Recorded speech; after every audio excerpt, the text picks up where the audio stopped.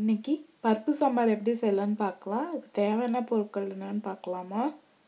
சின்ன வெங்காயம் ஒரு 10-15 அரிஞ்சு வச்சுருக்கேன். புளி சின்ன நெல்லிக்காய் அளவுக்கு, அரை தக்காளி, கொத்தமல்லி, கருவேப்பிலை, 3 பச்சை மிளகா, 2 டீஸ்பூன் சாம்பார் பொடி, 1/4 டீஸ்பூன் கடுகு, வெந்தயம், அதுக்கப்புறம் தேவையான அளவு உப்பு, 1 டீஸ்பூன் மிளகாத்தூள், 1/4 டீஸ்பூன் மஞ்சத்தூள், 2 சிட்டிகை பெருங்காயம், அப்புறம் துவரம் பருப்பு ஒரு 50 கிராம் மஞ்சத்தூள் போட்டு கொஞ்சம் தண்ணி விட்டு நல்லா வேக வச்சு வச்சுருக்கேன். இப்போ பாருங்க கடைஞ்சி வச்சுருக்கேன் பருப்பை.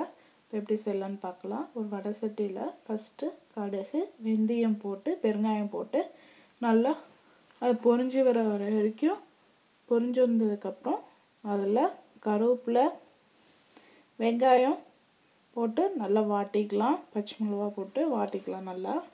நல்லா வெங்காயம் நல்லா வாடினதுக்கப்புறம்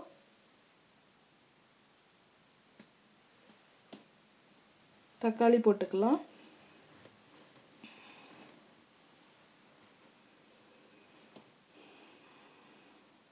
தக்காளி நல்லா வாடினதுக்கப்புறம் கொஞ்சம் நல்லா வாடினதுக்கப்புறம் கொஞ்சம் தண்ணி விட்டு அந்த வெங்காயம் தக்காளி எல்லாம் நல்லா வேகிற அளவுக்கு தண்ணி விட்டு நல்லா வேக விட்டுடலாம்.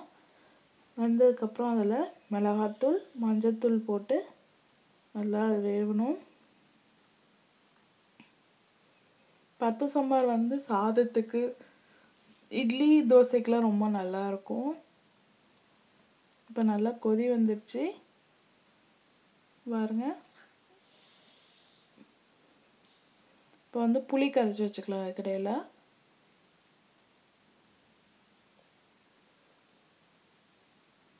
இது 10 நிமிஷத்தில் செஞ்சிடலாம் அந்த சாம்பார். பாருங்கள், இப்போ புளியை ஊற்றிக்கலாம். புளியை ஊற்றிட்டு கொஞ்ச நேரத்தில் அந்த பருப்பை நல்லா ஊற்றிடலாம்.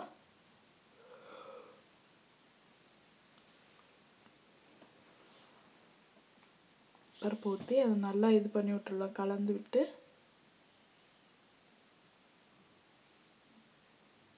நல்லா ஒரு கொதி வந்தோடனே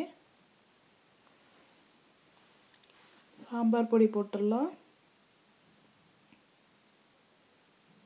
சாம்பார் பொடி போட்டு ஒரு லைட்டாக கொதி வந்தோன்னா உடனே ஆஃப் பண்ணிவிடுங்க. கொத்தமல்லி தழை போட்டு இறக்கிடுங்க.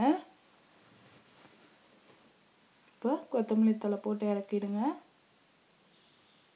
இப்போ பருப்பு சாம்பார் ரெடி ஆயிடுச்சு. செஞ்சு பாருங்கள்.